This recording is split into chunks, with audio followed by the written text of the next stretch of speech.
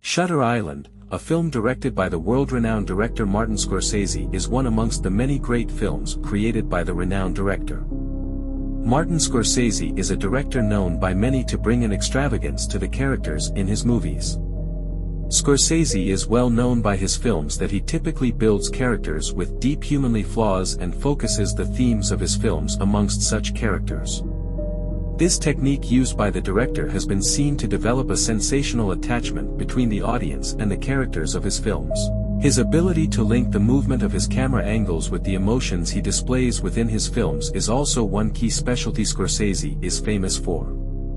Amongst the above discussed techniques, Scorsese uses many other iconic and unique techniques in his films to bring authenticity to his creations and is hence considered one of the most important and controversial directors of all times. The film Shutter Island was released in 2010 and was known to be based on Dennis Lehane's novel, Shutter Island, which was published in 2003. It is seen in the film that many iconic and award-winning actors such as Leonardo DiCaprio, Mark Ruffalo, and Ben Kingsley give life to the controversial characters played in the film. The plot of Shutter Island is seen to occur in the year 1954 and is based on a psychiatric penitentiary located on an island in the coast of America known to be Shutter Island. Starting the screenplay with a scene placed in a ferry ride towards the island, the director introduces the main character Teddy Daniels played by Leonardo DiCaprio and another main supporting character Chuck All played by Mark Ruffalo, and gives the interpretation to the audience being that both Teddy and Chuck are U.S. Marshals who are assigned in the task of investigating a loose prisoner/patient at the Shutter Island Penitentiary. The director shows the prominence of the character Teddy with the tone and language used by Chuck when addressing Teddy during the conversations that occurred during the ferry ride. Shutter Island is shown to the audience for the first instance while the ferry closes to the port on the island. Here the span of the island is shown to the audience, and on first sight the dull and depressing nature of the island is clearly seen with the visual interpretations brought by the director in the wide-angle shot of the island where the island is seen in the distance to be dull and gloomy. Upon setting foot on the island, Teddy and Chuck are seen to be greeted by a large amount of correction personnel carrying armed weapons.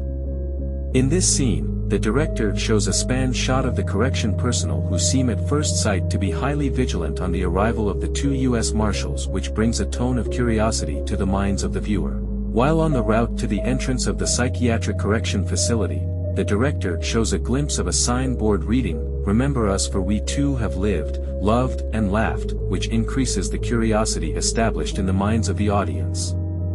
Thereafter the plot brings about the introduction of the penitentiary and shows to the audience through a ranging sequence of shots the insides of the correctional facility. Throughout the duration of the screenplay the director manages to give clues to the audience with a number of scenes of the reality which may be at play within the plot of the film. Within the first few minutes of the film it is seen that when Teddy searches for a cigarette within his coat pocket, he doesn't manage to find the pack of cigarettes he fondly seems to remember he had, which brings a certain level of curiosity. Other scenes such as when Teddy meets Dr. John, played by Ben Kingsley, the manner in which Dr. John looks at and speaks with Teddy seems at first sight to be slightly controversial. In the scene where Teddy addresses and questions a number of the correction facility staff, it is seen that the staff members do not take the questioning seriously, which too brings curious doubt to the audience. The scene just following shows Teddy and Chuck visit Dr. John. Here it is seen that in the background an iconic piece of music by Gustav Mahler arouses a traumatic memory in Teddy's mind. The directory shows a walk though of a traumatic incident faced by Teddy, and while showing this memory the director uses a creative method of cinematography where the deepness and sorrow of the memory is depicted with a very disturbed background for the scene where it is seen that pieces of paper fly across the background of the scene. It is seen in many of the scenes where a playback to the traumatic past takes place.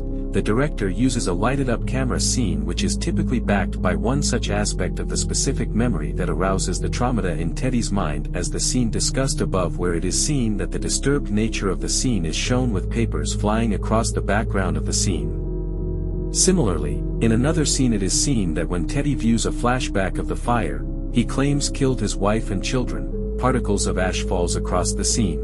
It is seen that the amount of ash that keeps falling rises gradually up to a point where a wide-angle shot shows the whole scene representing the falling ash of a burning building. In this specific scene, the director manages to enclose the fact that Teddy's wife, who is known to have been killed by a fire, is apparently bleeding from around her abdominal region, which too gives rise to a curiosity in the minds of the audience. In a scene which follows where Teddy is seen to question Miss Kearns, she slips a note to Teddy saying the words, "Run," which rises the curiosity of the viewer. Towards the latter half of the film, it is seen that the traumatic playbacks seen by Teddy are based on a scene where the audience is introduced to a scene where Teddy's wife has in fact killed their children by drowning them in a lake near their house. This scene being contradictory to the initial claim made by Teddy brings further curiosity in the minds of the audience. It is finally seen that the once acclaimed sane U.S. Marshal Teddy Daniels is in fact suffering with a serious case of psychiatric trauma, which then answers the question of who is 67, which is shown in the beginning of the film. Throughout the film, it is seen that the director has managed to mask the true nature of the film and the characters with the use of precise shots and camera angles.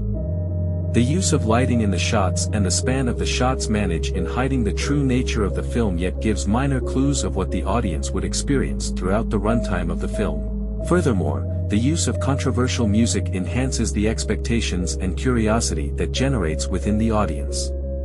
Even at the last scene of the film, the director manages to hide the fact whether Teddy had been cured of the psychiatric trauma and leave the audience with a closing mystery of what actually happened. The final statement made by Teddy reads, "Which would be worse, to live as a monster, or to die as a good man?" which show to the audience a perspective of uncertainty of whether such a statement is made with a sane interpretation, which gives rise to the question of whether it would really be one's option to live a life with dark and haunting memories traumatizing day in and day out, or whether it would be one's option to forge one past and live with no sense at all.